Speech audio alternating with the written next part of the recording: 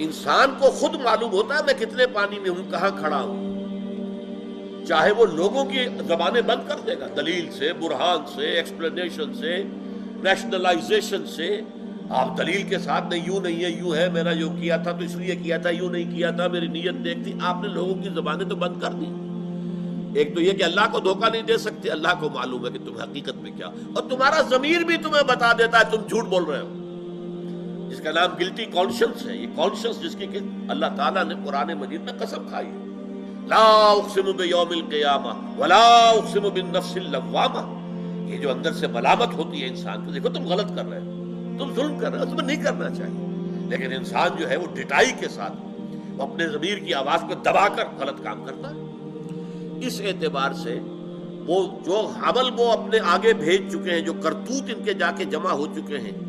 جو اللہ تعالیٰ کی الکتاب ووضع الکتاب جیسے